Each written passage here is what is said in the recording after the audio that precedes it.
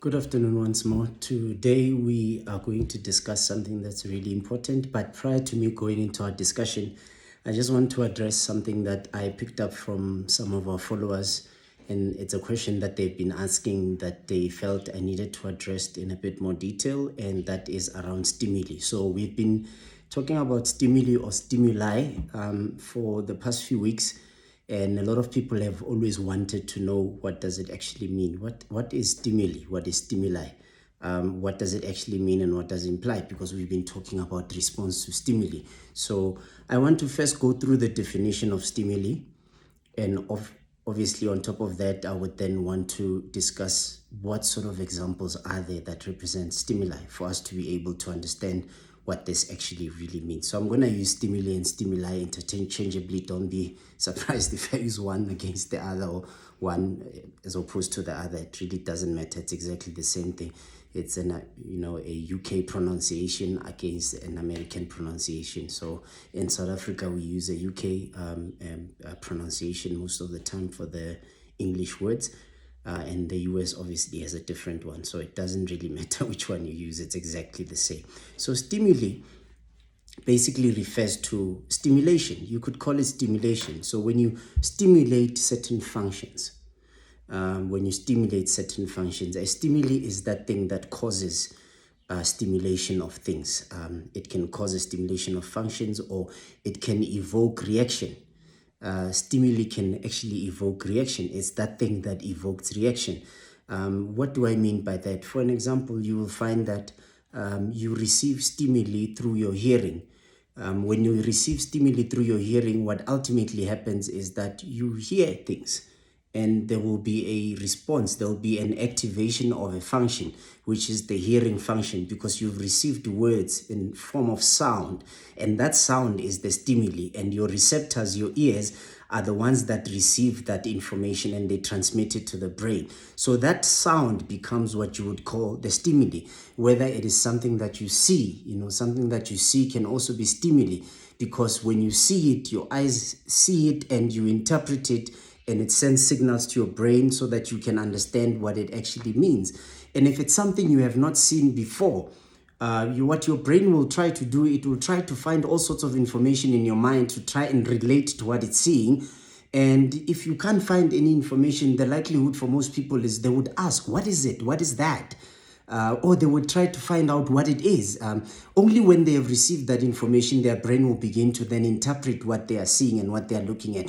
And that thing they are looking at is what we call stimuli. So even at the mental level, you will find that there are several things that act as stimuli, because stimuli evokes a reaction. What it means as well is that if it evokes action, it actually basically simply says that you have certain reactions that you have. Some are automatic, some are well thought of. Whatever the case might be, those reactions are caused by a stimuli that comes outside. So there's a stimulus that you receive from the outside, whether in a form of treatment, whether in a form of words, whether in a form of what you see, whether in a form of what a person does. Whatever it is, it will stimulate some form, or it will evoke some form of reaction, whether in the form of speech or actions or whatever the case might be. Or it arouses activity. It causes you to do certain things. For an example, for a lot of people, if a person slaps you, your immediate response would be to want to either slap them back or to defend yourself. Whatever the case might be, there is a certain activity that gets aroused because of the stimuli. Because when you feel pain, if you pinch them, when they feel pain, there must be an activity that arises from that pinch that they are feeling. So that pinch is a stimuli, and it causes a particular activity to happen, which could be flight. You run away, you jump, you scream, however way you respond or react to certain things, it will be determined by the level of information that is in your mind. Some people, you can pinch them and they might not react. Some people, you pinch them, they react. So however way you react, there are certain things that will scare certain people, but it will not scare other people. There are certain things that will make certain people happy, but will not make other people happy. There are certain things that will make people cry, but some other people will not cry. So whether it's a positive stimulus or negative one, it really doesn't matter, but the response is what actually I'm trying to deal with in this particular section of our discussion, to say, how do you respond to everything that comes your way? And that is the most critical thing for us to understand, that we actually have a lot more control on how we respond, more than we actually want to admit. We have a lot more control, and that control has everything to do with how we program the mind, how we program the mind over a prolonged period of time. For an example, there are several things that I need to adopt as a person that I do on a day-to-day basis to train my mind to operate in a certain way, to train my mind to think in a certain way, to train my mind to respond in a certain way. And however the case might be, whether I am aware of it or I am not, my everyday activities are actually training my mind into a certain direction. My everyday activities are training me towards a particular way of thinking. They are actually enhancing and supporting certain brain patterns, thinking patterns. And those patterns, when they are being supported that way, they become stronger and stronger and stronger to a point where they become a very strong foundation of how you think, because you've done it for so long that it is no longer just a learning pattern. It is now something that has been entrenched and enshrined into your personality as a person. And this becomes important because it means every single thing that I do as a person has an ability to affect how I ultimately respond in the future towards something similar to that. I'll give an example. You will find many a times for people who do different types of training, and I think I've mentioned this before in one of the talks, that you will find that many a times, prior to you going to be given licensing or permit to do something that is critical, that can be life-threatening, whether it's flying an aircraft, or it's driving a vehicle, or it's getting a license to work with people like medical doctors, they actually have to be licensed. Apart from their degree, they actually have to get some form of licensing, and it has everything to do with the training that they get after that. So you will find that even firefighters have a certain level of training that they have to go through. The reason behind all of these trainings is so that they can expose you to environments that are similar to what you will deal with in real life. That's why you will find that for those who do your driver's license, if you go and do an advanced driving certificate, the chances are the insurances are going to charge you less premiums per month, simply because you have allowed yourself to do training that is far more than just getting that piece of document which we call a driver's license. What it means is that you've allowed yourself to be exposed, which is what advanced driving is all about. They expose you to real life situations that actually require you to respond and react very quickly. And we're talking slippery roads, we're talking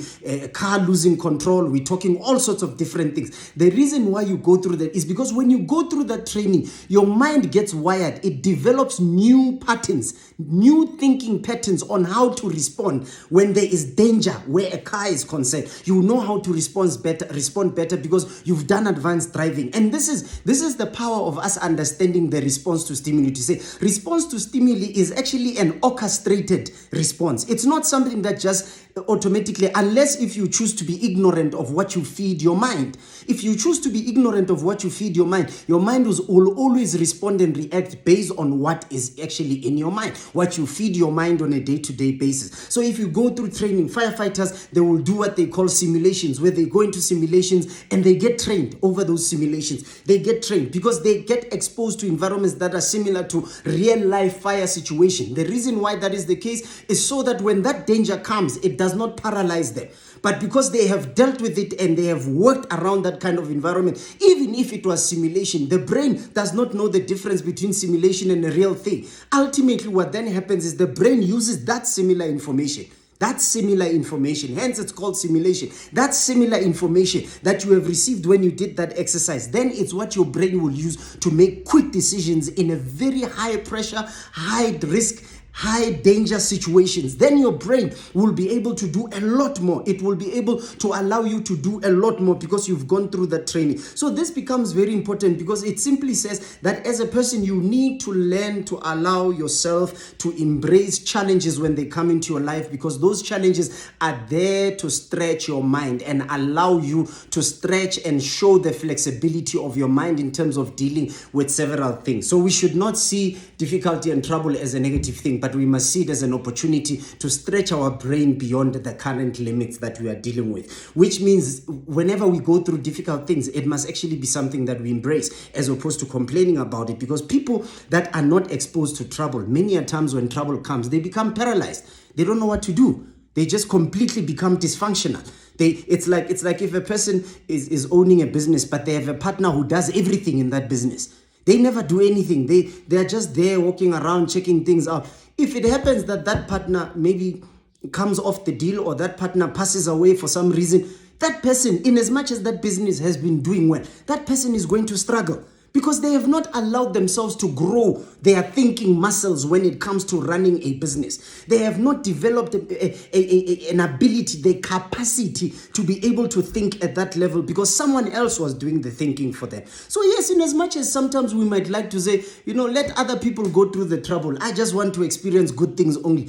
The problem is that if you experience good things only, you are not going to be able to deal with life's challenges, because when they are presented to you, you are going to struggle, because that stimuli will overwhelm you when it comes. And a lot of people who are in the medical field will tell you that even with a human being, when you experience a shock, when you experience a shock or danger or fear that is beyond what you are normally exposed to, more than half the time you can actually you can freeze and not know what to do. And some people will have, there's an interesting term in the medical field that they use, they call it the amygdala hijack. The amygdala hijack. So the amygdala is a part in your brain that actually deals with the emotion side, the emotional decisions, because your brain is to a large extent very logical in how it makes decisions, but the amygdala is very emotional enough. So when you have an amygdala hijack, is when your brain is not necessarily as functional as it should, but all your decisions are being taken from the amygdala, which means all your decisions become completely emotional. You can run and do things that are not sensible. You can jump the wall, you can come out the window, you can jump out of a car while the car is moving. You can do all sorts of things that don't make sense, because all of those decisions are actually emotional. But as a person, you can allow yourself, you can train yourself and embrace the trouble when it comes. Say, wow, this is new, let me learn from it so that next time I do better. That's why a lot of people that do stuff and they fail, they should not see anything bad about that. They must actually learn from it and say, okay, where are the learnings in what I have done, and the fact that it did not actually succeed the way I expected it to succeed. What is it that I needed to have done better for me to actually do better at this particular thing? And the chances are they will fail a few times, but there will come a point where their capacity, their thinking capacity, is now at the level where they are on par, or sometimes even above the situation that they have to deal with. And that becomes the most precious thing for any human being, to reach a level of your life where even your own shortcomings, your own life's challenges, life's difficulties, and life's shortcomings become a thing of the past, where you are dealing with them and you understand and you are at peace with the fact that those things are the way they are, and they are not affecting you anymore. They are not affecting you as much as they would have affected you some years ago. But because you've allowed yourself training, you've allowed yourself development, you've allowed yourself to increase in that particular area of your life, it becomes very important. Now, intelligence over time has been evaluated, and I believe this is important because it goes about how do we then live a balanced life so that we are able to respond to stimuli accordingly. Now, let me explain this. It's not all the time that you are going to be ready for things that get thrown at you. It's not all the time. Some are going to be completely new, something you did not even anticipate at all, something that you did not even think about, and it just happens. And you are not trained for it, and you are not ready for it. And it does not mean because at that point in time when it happens, you did not know what to do and you failed at actually responding properly. That means you are a failure in life. No, what it means is that you were exposed to a stimuli that your system could not know what to do. You as a person did not know how to react or respond to that particular stimuli. But then you can learn from that so that you do better in the future if something similar actually occurs or something related to that happens to you. You are able to deal with it much better. Now, you will find that balanced life becomes very critical. And it is said that in this day and age, there is a lot of superficial things that people are chasing, which are not developing us in the right way. And what I mean by this is that you find a lot of people who are in the space where they are chasing things that change over time. And I've mentioned this in some of my previous talks, that people chase happiness. And what you called happiness 5 years ago is not happiness today. And happiness changes. And for some people, it can change once or twice a year. So some people, it can change once or twice in 3 or 4 or 5 years. For some people, it can change once or twice in a very long time, depending on what process did that person followed for them to determine what they regard as what makes them happy. And this becomes important because what it means is that if we keep chasing things, it's like when we say a person is shifting the goalpost, is you can never get it right. Because if you think the goalpost was there and you shoot the ball in that direction and you realize there's no goalpost anymore, you're like, but where's the goalpost? Oh no, now it's on that side. Now you have to look for the goalpost on that side. All of that becomes actually very frustrating because it means you can never hit target because target always changes. Target always changes, and target will always change for those things that are actually not value based and they are more emotionally based than they are based on value. Now, why am I saying this? I'm saying this because a lot of things we get exposed to are the reason why we desire what we desire. And ultimately, they are the reason why we live the lifestyle that we live. And also, they are the reason why we have the values that we have. And this is very, very important for us to understand. Now, let me touch on this before I go further. You'll find even on social media, people are exposed to riches of other people. They're exposed to the lifestyle of other people. They're exposed to the successes of other people's careers, the successes of other people's businesses. And they are seeing the front part of everything else that happens behind the scenes.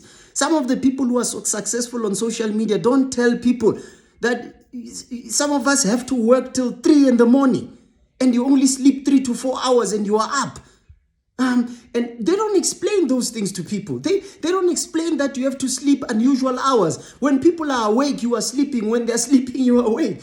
They never tell you those things that you have to work. You have to work a 20-hour day. They never say those things. They never tell you those things that you have to be on the road half the time. You are on the road in a month. You are on the road 20 days of the month. They don't tell you those things. The only thing you see is the front part of everything else. When they're having nice dinners, when they're driving nice cars, and we then get into a space where we think maybe to get to these things is as easy as it looks with those other people. And what we're failing to realize is that it's actually not easy at all. It's actually very, very challenging. It requires commitment. It requires consistency. It requires you to give yourself into what you are doing to a certain level. You even lose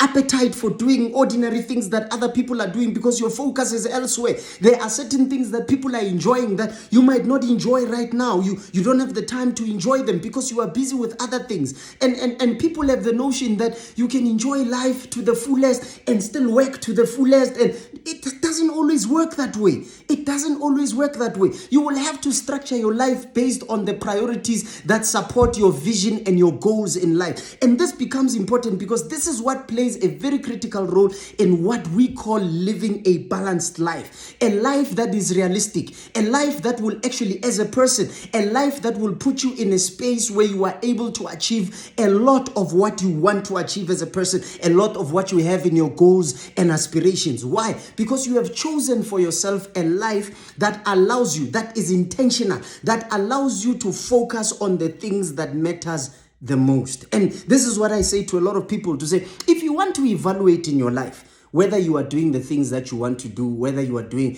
what you expect to do, what you are doing, whether you are doing what you should be doing, you need to evaluate that based on where you are going, where you want to go as a person. You need to ask yourself, my current activities, what I am doing right now as a person in my life, what does it support?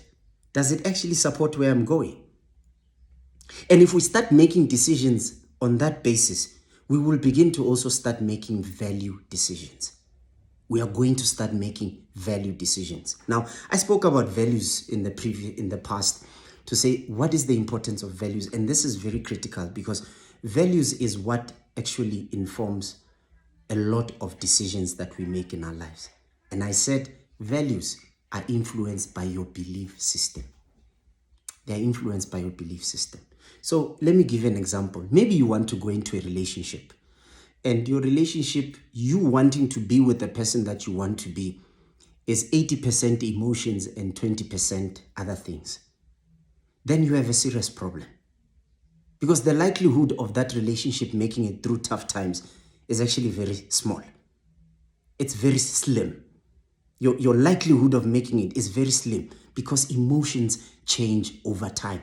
People like different things as they grow up. People do and prefer different things as life changes. So you cannot base critical decisions in your life. You cannot base a decision to being with a life partner based on emotional things. It has to be value. It has to be value. And those values are influenced by your beliefs. It doesn't matter how much you love a person. If you do not share the same belief systems, the chances are you're going to bump heads at some point and it might not end up working out. It does not matter how much you feel for a person. You can feel for them to a point where it makes you cry. It does not matter. I tell you now, those tears will dry up one day and you will not even cry. It will not even make sense to cry because you will bump heads over things that actually have a lot more importance and more value in your life than the emotions. Which means it's important for us to actually evaluate. In as much as feelings get involved in some of the decisions we make, yes, it is important, but it's not as important in the hierarchy of things. There are things that are more valuable, and one of them is what I call belief systems, because your belief systems, they inform your values. You have values on the basis of your belief system. If you are able, there's a scripture in the Bible that I love that says, two cannot walk together unless they agree. Two people will not walk together unless they agree. Two people cannot walk together unless they agree on the destination. Two people cannot share a walk unless they agree on the direction of how to get to where they are going. Two people cannot walk together unless they agree on the medium of transport going to where they are going. Two people cannot walk together unless there are several series of agreements that have been made for them to be able to get to where they want to go. And those agreements is what a lot of people today avoid. A lot of people get into relationships today, they don't even talk about what they like and they don't like. A lot of people get involved in relationships, they don't even talk about their belief systems. It's like you've been with a person for 2-3 years. You don't even know what they believe in. You don't even know what their values are. They have not even told you what their values are. You are assuming that you know what their values are because you are observing how they are behaving and how they do. But you've never actually really had those conversations. These are some of the most critical things people need to have. Whether you are in business and you want to enter into business with people, you need to actually know what the values of those people are. You need to know those people well enough. There needs to be conversations that you need to have. In fact, even a business arrangement starts with a relationship. You cannot have a business arrangement that does not have a relationship. This is how you end up having things like hostile takeovers. This is why you end up having things like mergers that have failed, businesses that collapse, that go into bankruptcy because the shareholders end up not agreeing with one another. They end up bumping heads because even those arrangements were not based on relationship. They were based on several things that are tangible. They were based on the realism behind the opportunity. They were based on the benefit that comes from the opportunity. And you will find that even people that choose careers, they don't choose careers based on how a career can develop me towards my goals, how a career can take me towards what I want to achieve in life. They will make a decision based on money. Oh, you can make money anywhere else, but it's not everywhere where you will find development. It's not everywhere where you will find growth. It's not everywhere where you will find a support and enhancement towards the things that you believe in as a person. So this becomes very critical because if you have not grown in those areas, then you have created so much trouble for yourself that you will find yourself in a space where once you get to a point where you are used to the things that have attracted you and you start, they lose value now that you are exposed to them. If you are dating because of handsomeness and beauty, if you are dating because of physique and figure, when those things you are now used to them because you are exposed to them, that's when the real challenge comes, because now the real reason why you are with that person then must come up. And some of them you will find, yes, when you were dating this person, they were all beautiful and they were handsome, or they had muscles, they had a nice physique, some had a nice figure, or whatever the case might be. But over time, those things changed. And then you realize you are not so into that person as much as you thought you were, or as much as you were in the beginning, simply because that person was actually allowed into your life, not because there were values that were considered, but it was just purely based on emotions. It was purely based on tangible things that don't actually have a lot of value in it. And this becomes very critical. Why? Because we live in a dynamic world. We live in a very dynamic world that changes over time. And this dynamic world that changes over time requires you as a person to continually grow. To grow so that you are always above the situation. And that's how you can respond appropriately to things when they are below you or when they match your capacity. Then you are able to respond to those things appropriately. But when you are not, it becomes a problem. Now, let me give an example of this and why this is so important. This is so important because even a boxer that is about to fight a new opponent, when that boxer is training to go fight that new opponent, what that boxer will do, that boxer will make sure that everything that they do at that point in time, they learn as much as they can about the strengths of the other boxer. And they will train themselves on how to respond to the strengths of that person. So when they are doing training, training is not the same for every fight. It's not the same. For those of you who have run races, you will realize even a race is not the same. Training is not the same for every race. There are some races that you will run that have a lot of uphill, more uphill than they have downhill. So it means when you do your training, you have to do a lot of uphill because you need to train your muscles in doing uphill running. If they have a lot of downhill, you have to do also a lot of downhill so that you are actually appropriated to the situation. What am I trying to say to you? What I'm trying to say to you is that everything that you do at that point in time has everything to do with what you are about to face. Your training has to be aligned to what you are about to face. And this becomes important because that's what allows you to match the challenge when you face the challenge. And it's important for us to understand this, which means even us as a person, we need to take that moment where we sit down and evaluate our lives, our strengths, our weaknesses, our capabilities, areas where we are lacking, our capacity, and whatever that we need for us to develop and reinforce our capacity to a level where we can do better for ourselves. Life will never adjust itself to you as a person. You will always have to adjust yourself to life. You will have to grow up to measure up to what life demands out of you. You will have to grow up to measure up to what life demands from you. And this becomes very, very important because what it means is that you are then going to reinforce. You are then going to develop yourself. You are then going to equip yourself, whether through training, development, and other things. You are going to equip yourself until you get to a level where there are certain things that used to be difficult, but they are not as difficult as they used to be in the past. So that level of development is something that is continuous. I am telling you now, for as long as you are breathing in and out and you are living every day, you will continuously have to develop. There will never be a time in your life where you say, I have arrived. I have reached full capacity of development and growth. I am able to do so. No, there will never be that point in your life. Why? Because of the fact that everything that you do as a person, you will do it based on what life throws at you. And life will never throw the same stuff at you because life changes with time and it will always throw at you different curveballs that you will need to deal with. And this becomes very important. And I believe this takes us to the next topic that we are going to discuss next week, which I want to touch on, which has everything to do with intelligence and how intelligence has evolved over time. So we're going to talk about things like IQ. We're going to talk about things like EQ. We're going to talk about SQ. We're going to talk about AQ, and a new introduction that I personally love that I've put in myself, which I called SPQ, which is a spiritual quotient. But we'll talk about those next week in more detail. Thank you so much for listening, and I appreciate you so much.